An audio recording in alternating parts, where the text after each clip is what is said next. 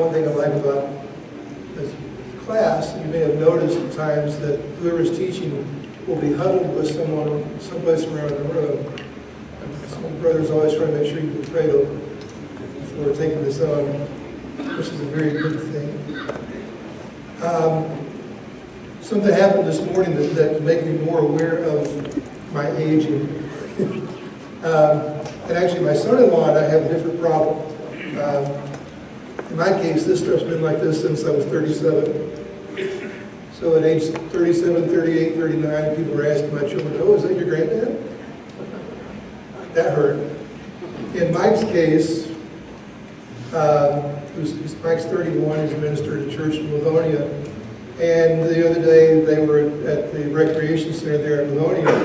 And John, our 5-year-old grandson, who looks like a mini Mike, other than he's got the beaten dimples, or that he looks just like his dad, was there, and someone came over and says, oh, is this your older brother? Mike looks very young. But in my case this morning, I don't know if you know Brother John Hall. John and I were in college together years ago, and he was always a little taller than me, but I used to be more like an inch or so. And this morning I found myself looking up to him because I've had so much settling in the back with this stupid stenosis. But anyway, just you deal with it.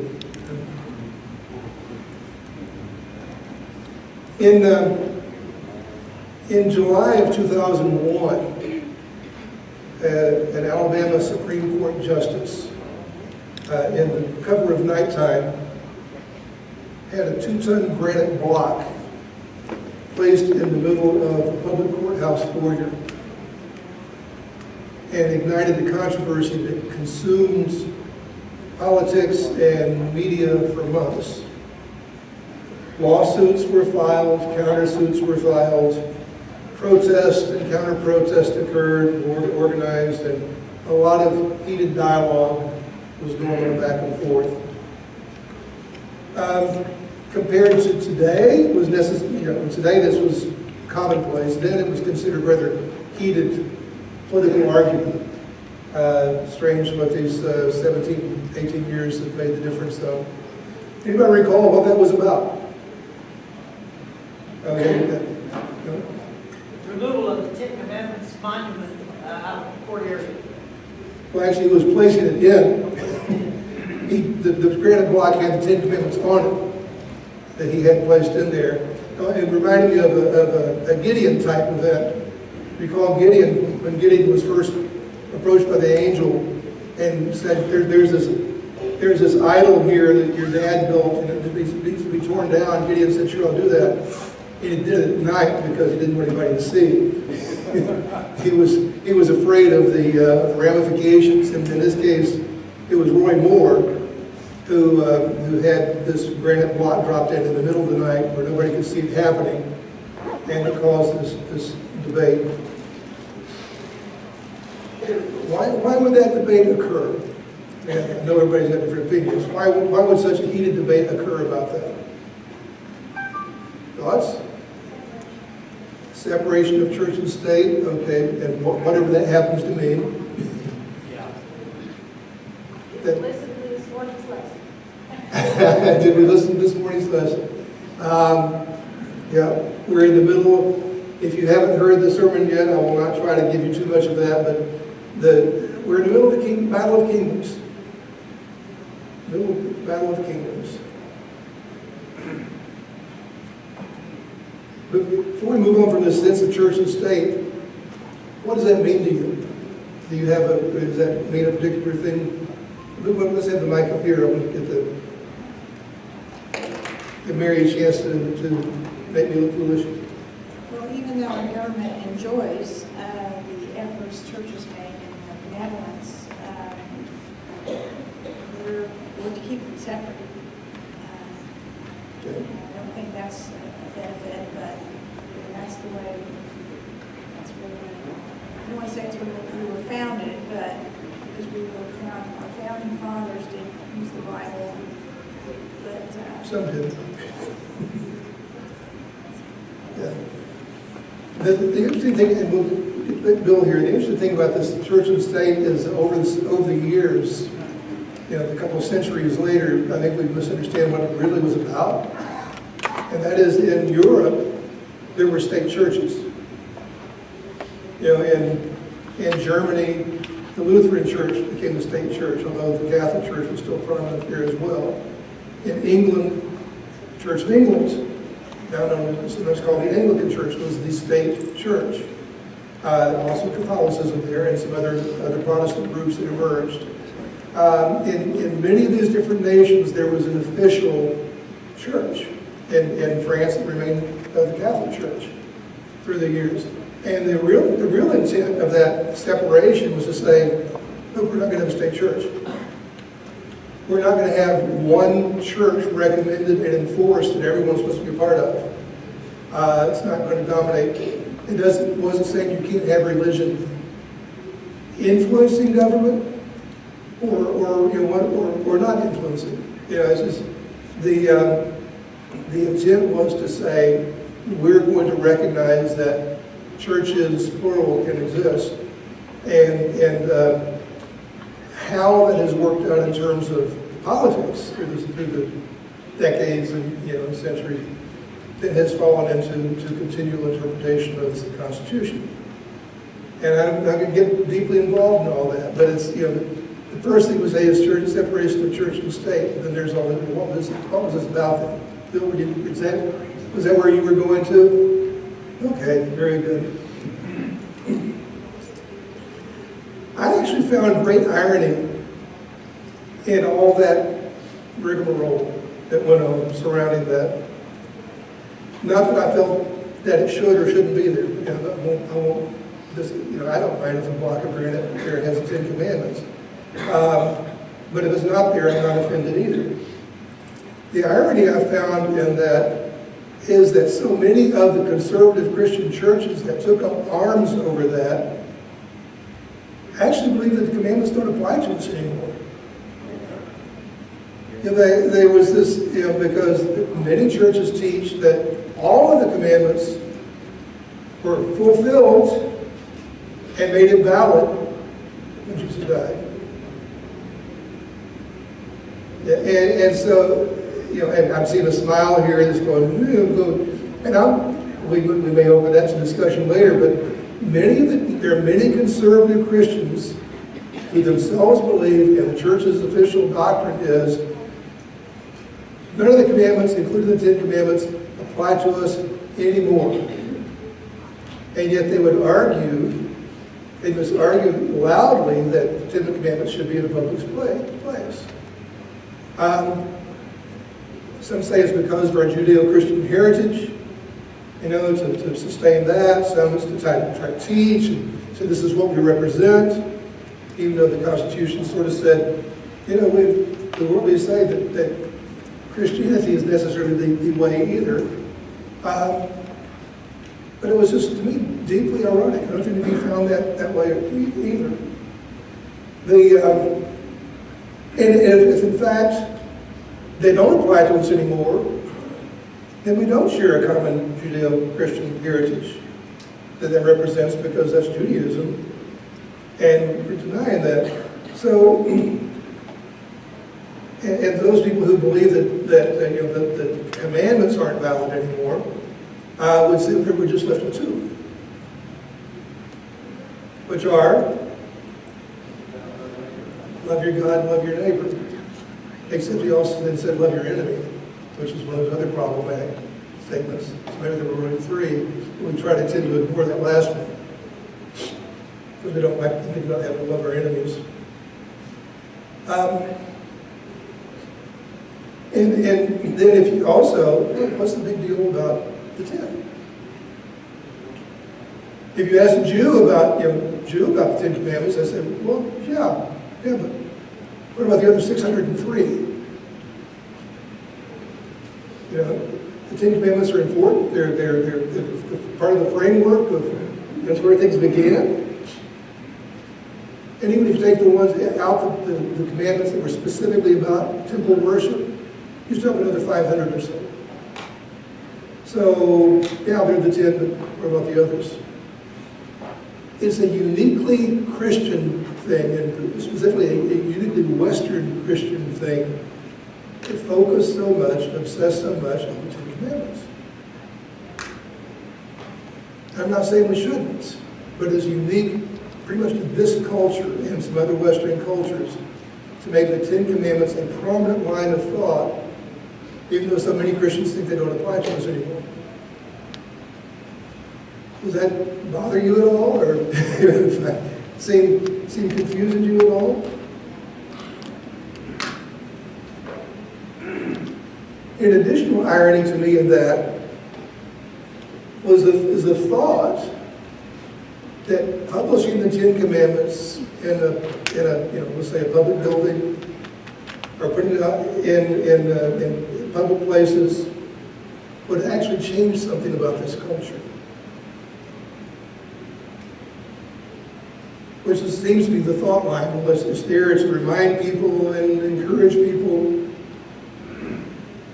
What did Israel do with commands?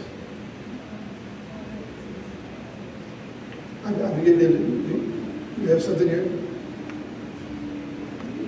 No, there were specific things they do with the commands. Go back.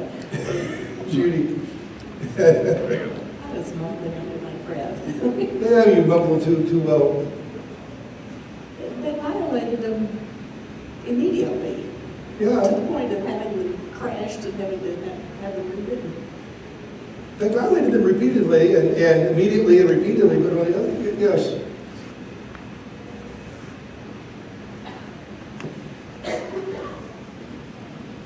They were supposed to keep them on their doorposts and on their foreheads and speak of them night and day Yes. as they went about their daily routine. Yeah, so the commandments were written on the doorposts of their house, across the lintel.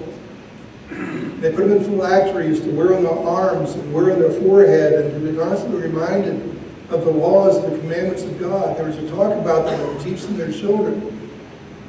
And what did that do for Israel? You know? If it had changed something in here, a great deal. But putting the Ten Commandments on a chunk of granite out where somebody can see it every day doesn't change our minds. And so that was one of the real things about all that whole thing that got me was like, so?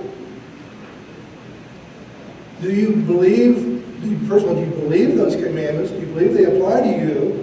If they do they shape your life in any way? And if they do that for you, do you think that's going to do that for everybody else? Bill? As far as whether they apply to us today, God's rules are still God's rules. And if I remember anything about the Sermon on the Mount, it seems to me like Jesus said, remember what God said way back, and this and this and this and this, and he kept going right through them, which kind of tells me that, yeah, these were good rules and these are things that God wants us to live by. Are we going to be judged by them? No. That's what's new in the New Testament. We're not going to be judged by those laws, but if God says don't steal, I kind of think he means don't steal. If he said don't do murder, I kind of think he means don't do murder. And so on. If he says, I am God, and don't build any kind of artifices to bow down before, just worship me, then I kind of think maybe he means it. Okay. Yes. Ken's got a hand up here. I think in a more basic sense, if I am to repent, that's the benchmark. I'm not getting in without that. What am I to repent of? Well, those are the benchmark. So if I'm in violation of any of them, if they don't apply to me, that's a bunch of hucky. Because the fact of the matter is, they are God's rules, your point. And if I'm willingly violating any of them, then am I repenting? And how many people will willingly, without thought, violate them frequently? I I'm doing better about traffic. Maybe not where my wife would like me to be, but I'm doing better. I'd do real well if I could retire and not have to make that commute, but that's another matter. In terms of Jesus in the Sermon on the Mount, what did he do with some of those? He made them stronger. He enhanced them, yeah. It's not just don't murder. If you hate someone, that's the same as murdering. It's not just don't commit adultery. If you look with lust on a woman, that's the same as committing adultery. That means most of the men here, if we're honest, have to repent of adultery frequently. Yep. Whether we want to or not. Or whether we intended to commit that sin or not. Because these work, this works. One time, years ago, when we were living in New England, Allison and I were driving on the road, and there was this very shapely young woman, tight clothes, vigorously walking down the road, and Allison talked about how good she looked. And my response was, I'm married, I'm not blind. You notice that. And it sometimes it affects us in ways we wish it wouldn't. And Jesus said, it's a heart issue. Another problem, by the way, and this is where, Pete's talked about this some, and I've talked about this some, about translation, the problem with translations and traditional words and use and so forth, is when Jesus said, I didn't come to eliminate the law, but to complete it and fulfill it, what does that mean? And a lot of people through the years have taken fulfill as being, it's done, it's gone. I said the newer translations, I think, have a nuance that's there. It says, I came to give complete meaning to the law. My actions would give complete meaning and understanding to the law. Not that I'm doing away with it. So you really understand what it's about.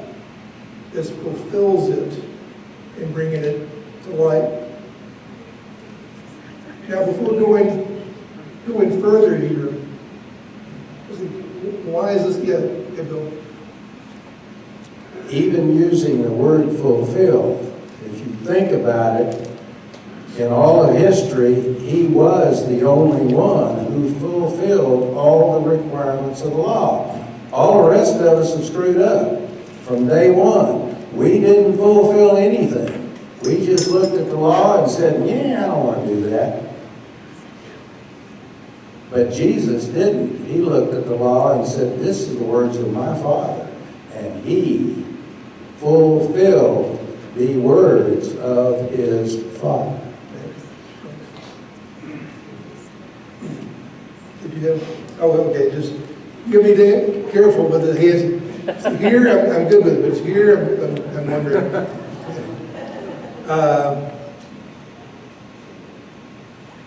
I told my brother Jerry over here that if anything goes wrong this morning, blows up, I would blame him.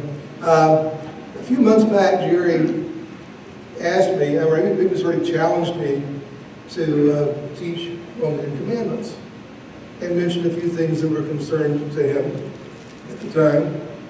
And when he learned that I had decided I was going to take it on, he gave me another, more extended list of questions. And I think, actually, I wasn't able to do the joke I meant to do. Remember the dry feed paper for the old printers, where it would unfold? I meant to try to find about 8 or 10 of those and have here and pull it and say, Jerry gave me some questions and fall on the floor, but couldn't find that paper. And some of the questions will be answered directly. Some I think will be addressed indirectly. And I think they were good questions, although they kind of leaned in some respects about what does this mean to a nation and a government. Not all of them do. And it's not that they shouldn't affect a nation's heart, But whether the government should be involved in that's another question. And the other thing is, as I mentioned, if God's presence and God's law and the continued reminder didn't affect Israel, I'm not sure how we would expect it to affect a nation as diverse as this one. But right. But so what is it about the Ten Commandments that draws that much focus? Any thoughts? Rather than obviously it's the beginning of the giving of the law. I didn't see the hand over here. Let's go there and then over here. I think maybe, even though we try not to let it, it makes us feel guilty. And we don't want to feel guilty. Therefore, if we can discount it completely, I don't have to feel guilty. That's true, but then you've got people trying not to discount it. So it's coming. Okay. I think because the country has ignored God a lot in public, it is one place that stood and that reminded the people of what God wanted. And I think people's uproar is not so much that it's the Ten Commandments, but it's the Word of God. And we try to take the Word of God out of everything. So they see it as a last stand. Okay. And also, I think there's it's like you're dabbling in two different categories. You know, there's one category of religion and salvation, and then the other is, as a country, we have to base our laws on something, and there is a objection to the authority of God to base anything on. And so, you know, we have to have the right and wrong and do's and don'ts in our legal system, and as a country, if we're given authority to God to establish rights and wrong, I think that's the objection of the people who do object. But it's not we're not under the law as far as salvation goes, but it doesn't change the fact that we have basic right and wrongs, and the Ten Commandments pretty much encompass those.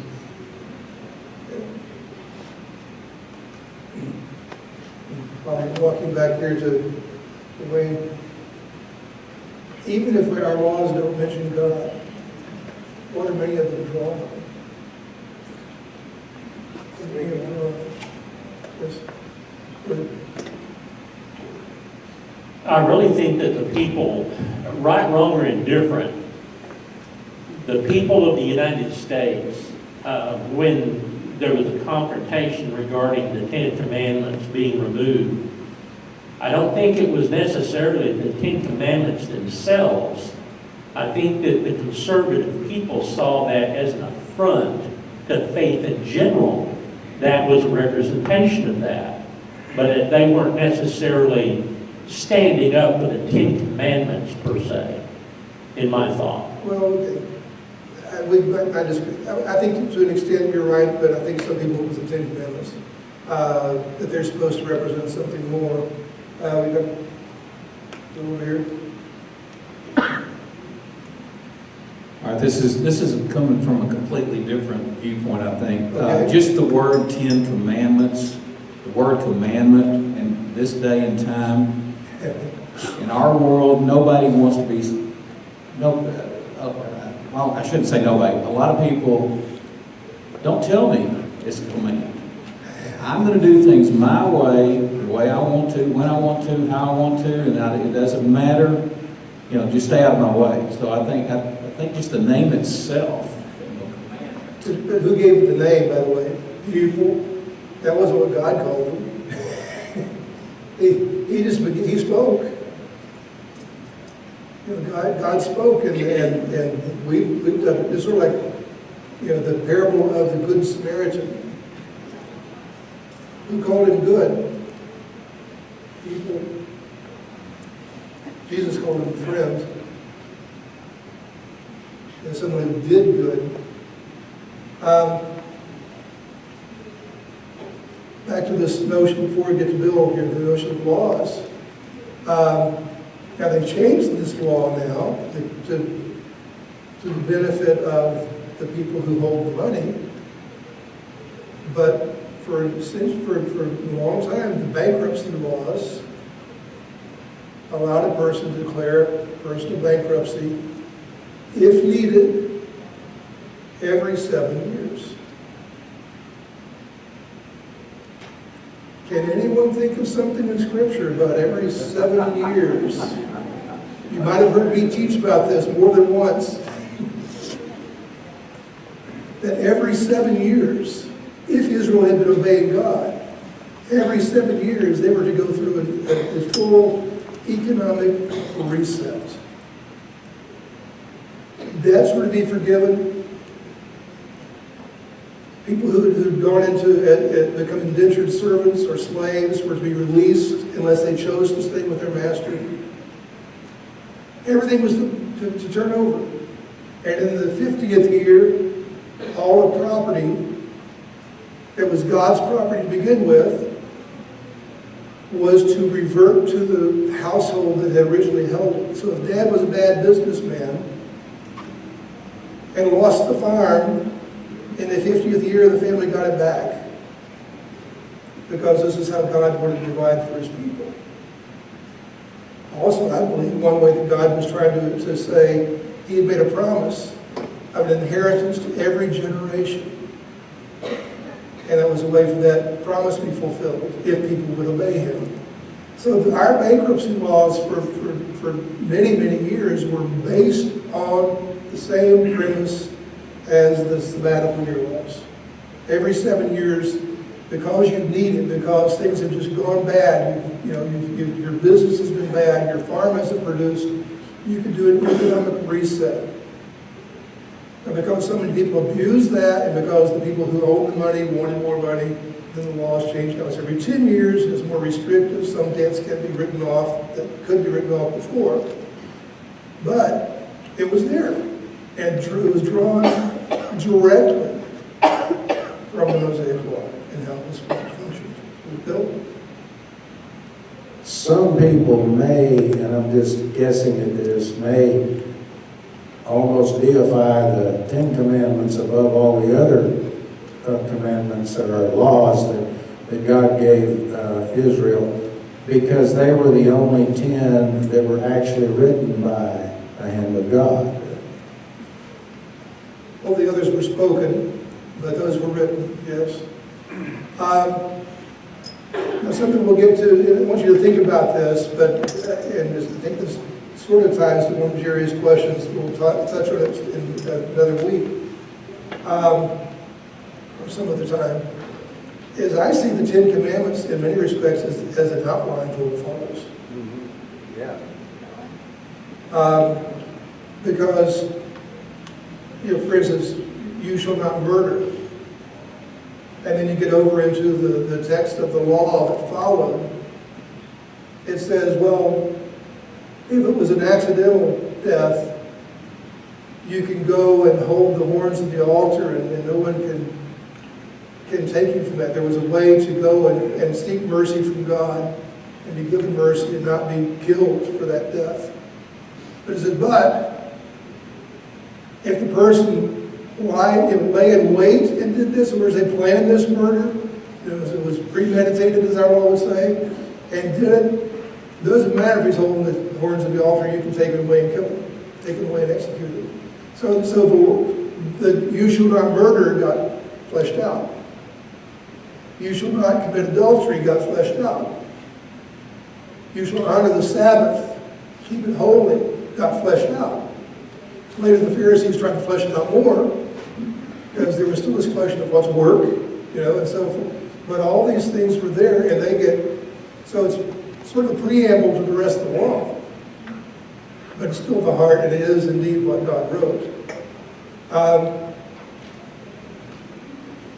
going to throw something out, for those people who really feel so anxious that the Ten Commandments be published and so forth, and some who resist it.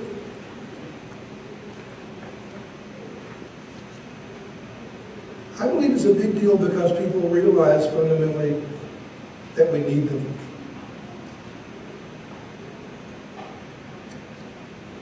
They realize fundamentally that there is something wrong. We don't want to call it sin. We don't want to feel guilty. We don't want to get burdened with that. You know, and we would rather be called the 10 suggestions rather than 10 commandments.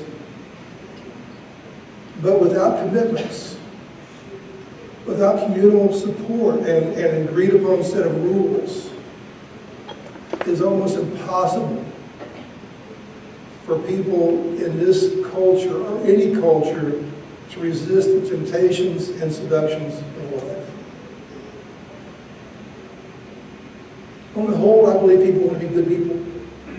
They would like to be seen as good people and saved as good people, even though we know there's a different part of that story. But without some actual rules, without rules that are upheld by a community that agrees to these rules, above the noise of our consumerist society, we're going to be hard pressed to resist failing just because we have good intentions. Yes.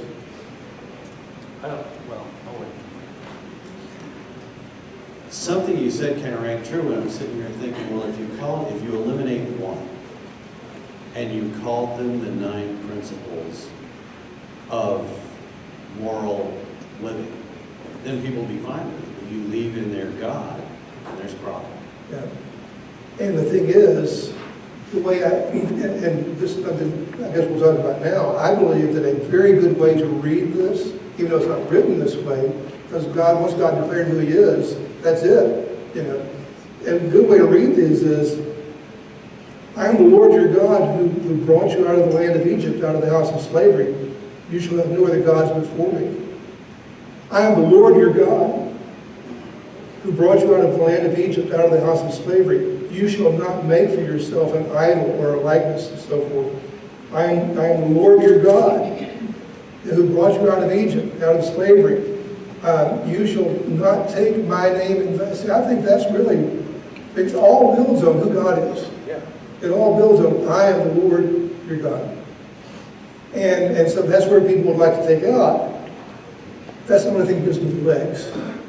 That's the only thing that gives them any value because of who God is. See, our society is failing us. People don't have the fulfillment they seek.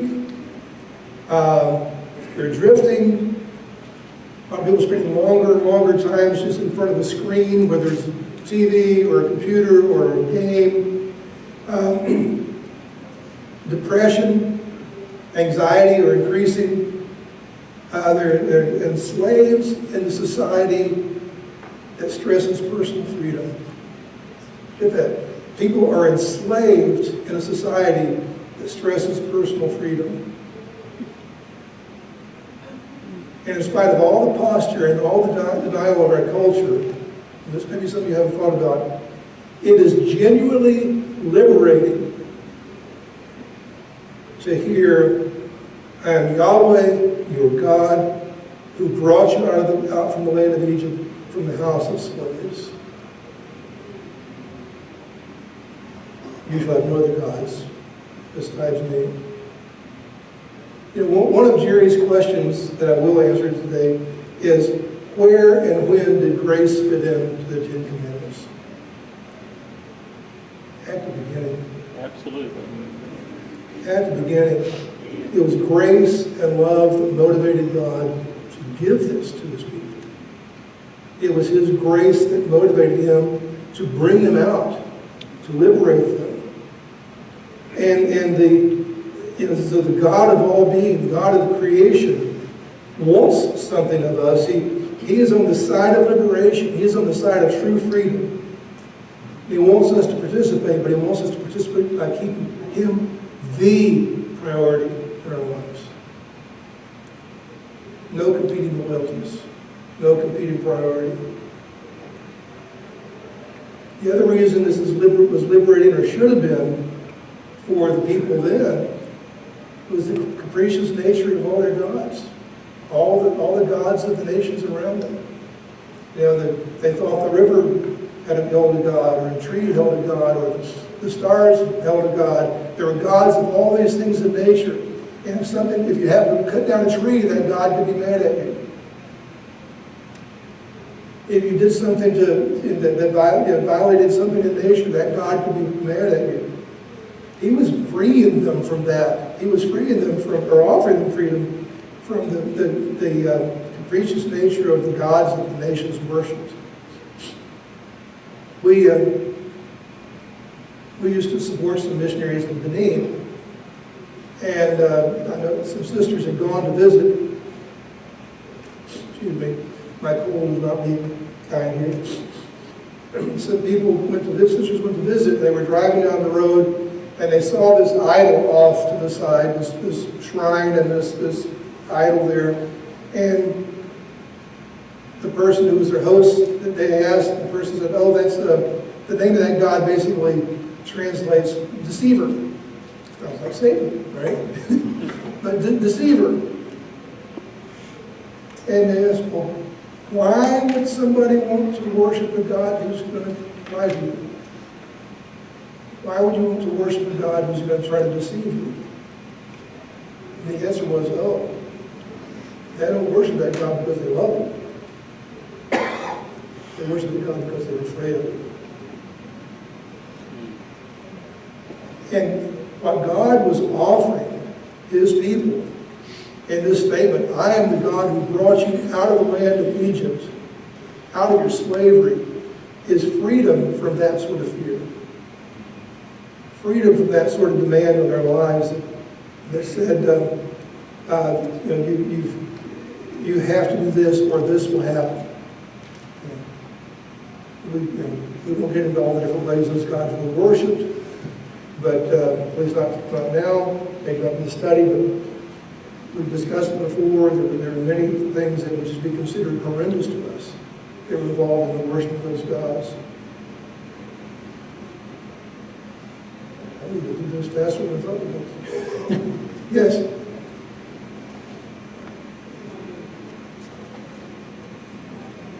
Comment and question. Okay. In our reading this week, it came in my mind that he was saying, as Christians, we're called to higher standards than these laws. But these laws are there for those that are not Christians, so they have some idea of what the rules are, if you will. Yeah. And I remember growing up being very frustrated when I would get in trouble for doing something that I didn't know was wrong. It was a common thing in our household that nobody told me what the rules were until I broke them. And that's sort of the impression I got. It's like, okay, those that are needing some guidelines, okay, here's some guidelines. This is what I would expect. But as Christians, we're called to that at a higher level, at a much higher level, not for salvation, but for our walk, our striving to be more Christ-like.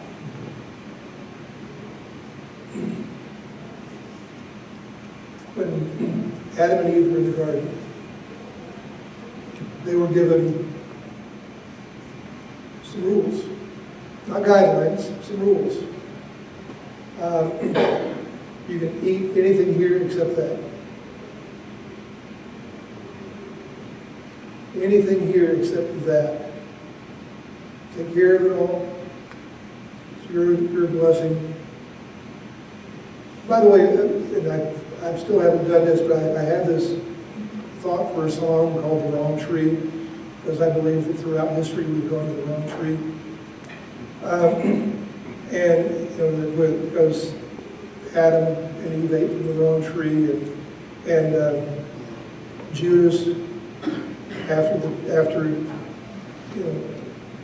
turning Jesus over for to be executed, lamented where he did, but went to the wrong tree. Yeah, I'm convinced that if he had gone to the cross rather than go hang himself, he would have found forgiveness. Went to the wrong tree. And the interesting thing about the story in Genesis is when they're being expelled from the garden, so they won't have access to the tree of life. The language makes it sound like they never ate from it. They were eating everything else, never ate from the tree of life, chose the tree of death, chose the forbidden tree, and now God says they're going to be expelled here so they won't have access to this other tree. Went to the wrong tree in two ways. But at that point, death entered the world. They didn't die immediately, but they did die. Centuries later, people are dying who never knew about that law. They never knew about that commandment unless they happened to have the story handed down to them through the direct lineage from Adam. So you have the consequences of that going on throughout. The consequences of that sin, even though the people who followed didn't know about that, don't eat that fruit. When you got to the giving of the law, now God was putting boundaries. A good way to understand the law is God saying, this is what's wrong, and this is how wrong it is. This is what I expect you to do, this is how you should live, and these are the consequences if you don't. One of the curious questions was, why do the Ten Commandments not seem to have consequences? Actually, a couple mentioned positive and negative, in terms of idols, in terms of trouble being visited to multiple generations, or blessing being visited to multiple generations. But on the whole, the 10 don't have a direct consequence, but the consequences show up in the rest of the law. But he was saying, now, for centuries now, for millennia now, you've been dying because of Adam's sin. Now you know what sin is. This is what's expected for righteousness. This is how you can live. And did they do it? No. Or at least not perfectly. But some did commit themselves to following God and following His righteousness and attempt to obey all the law. But it got violated over and over and over again. And then you get to the cross where God said, all right, it's obvious you can't handle the truth. It's obvious that you can't do this. I told you you wouldn't. You said you would. You didn't. And guess what? Here is grace. Here is love. Here is mercy. And finally, God said, this is what's wrong. This is how wrong it is. And this is the solution. This is the solution. And so I had that problem too, growing up. Maybe I sort of knew that there was something involved there that I shouldn't be doing. Particularly if I watched my older sisters, saw what they were doing, what they were getting in trouble for, what they weren't getting in trouble for. Even if it wasn't told me directly. But over time you learn. Enough spankings, you learn.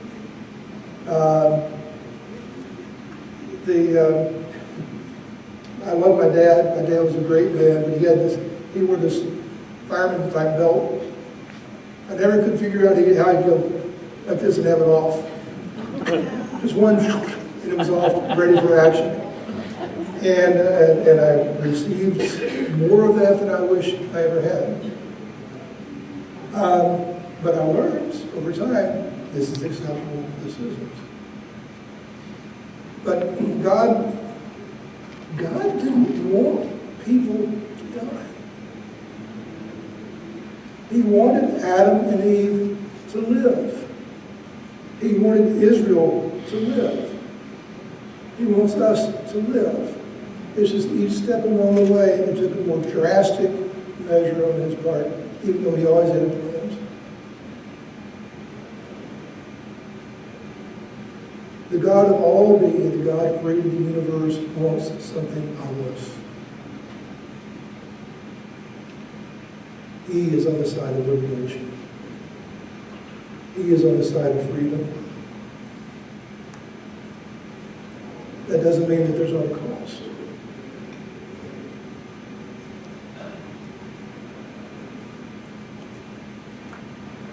Literally, the first commandment can be translated, "You'll have no other gods in my face."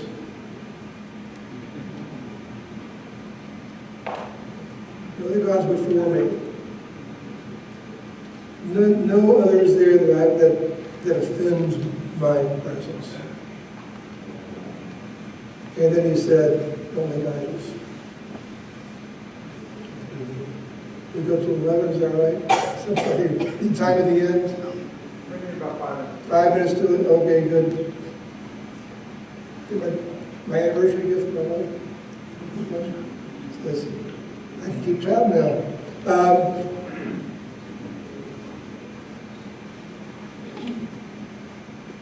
The interesting thing is, this is kind of going a different direction here for a moment. Some church groups, specifically the Catholics and the Lutherans, a few others, tend to combine the first two commandments into one, is how we would look at it. Again, it's a matter of theology and editing and how the translators build it, but they would put no other gods before me and don't have idols, images as one. So if you do that, how do you end up with 10 commandments? You tag it on at the end. It's that don't covet someone else's possessions. Don't covet his wife as one, and don't covet his possessions as one. So you still have 10. Doesn't matter to me how you break it out. But in this case, it was the first commandment refuses the possibility of other gods. And the second refuses the possibility that there could be some likeness that makes you think of God. And we think of idols just as the false gods as more than the word. There've been plenty of those. But I think in a very real sense here, he's saying, you shall not try to have an image of me. You shall, and people do like to have an image of God. They want to see, this is what God looks like. There's all the paintings of Jesus and all the engravings. And it's not that I dislike those. Some of the beautiful works, but what did Jesus look like? Probably not like anything in those pictures. Because then they make him very Caucasian and Western European for most of the time, rather than Middle Eastern. But we want to see what he looks like.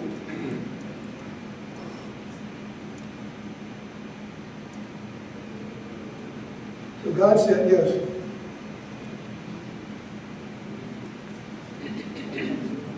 Glenn, I've just got a question on when we're talking about no other gods.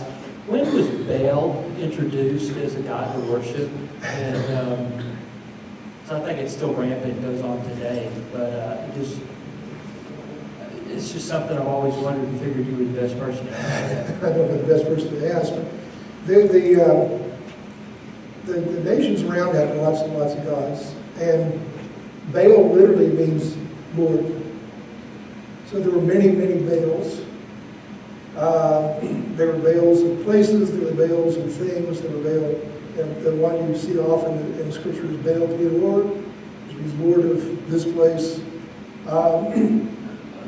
And so Baal worship, really any false god worship, was going on all along.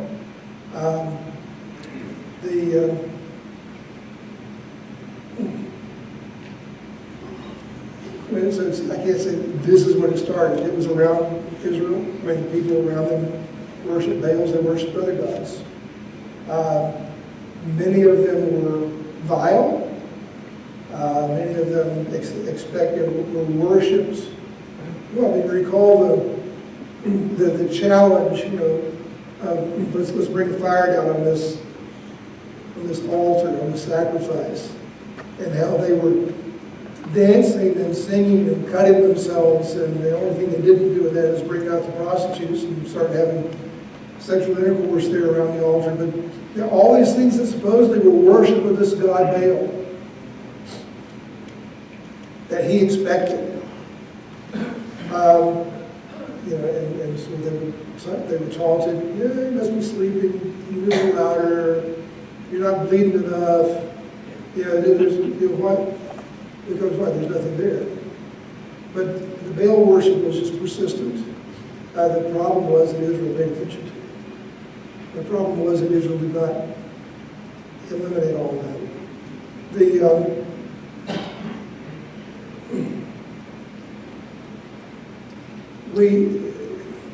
We have a problem at times, because of the violence involved with the way Israel was supposed to get rid of the people. But God knew. First of all, he said the people who live here have had their opportunity. They've been here for generations and generations, and they've refused me. And Israel was to not just try them out, but kill them and get rid of all their gods. And when that didn't happen, then they were still there, and Israel fell in with them. Israel chose that bondage rather than God's freedom. But in terms of Baals, this is another name. It's like Artemis in Ephesus. Artemis as the female deity, and the Romans called her Diana. But the female deities show up over and over, Astarte. I'm going to draw a blank on some of the names here, but those female deities have been in culture since before Israel formed. And were worshipped and were called Mother God and so forth. It's just one iteration after another of the same thing, the same lie that Satan propagated, trying to get people to fall in with it. And by the way, this is sort of an aside, my opinion here. The first place that the term Theotokos, which means God-bearer, was applied to Mary was in Ephesus. What was in Ephesus? The cult of Artemis, the cult of this female deity. Every time some new group came into town, they would try to find some prominent female, either related to a god or something, but somehow associate her with Artemis. And so Eve became an Artemis archetype. Mary became an Artemis archetype. I genuinely believe that the Mary theology propagated in the Catholic Church was part of the Ephesian heresy. That out of them referring to Mary as the bearer of God, that was part of this whole thing that propagated that within Catholicism. Now, people argue with me on that, but that's my thought. That's sort of off. I guess I need to wrap up here.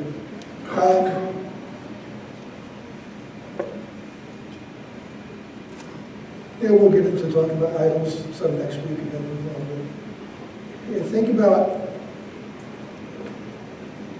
first of all, think about if there's anything in your life that takes a more prominent role, gets more respect and more honor than it really deserves. And that's where idolatry begins. The other thing to remember is, of course, Jesus was given to us and said this is the exact likeness of God. But who else was given the image of God? Think about that. Yet, you were.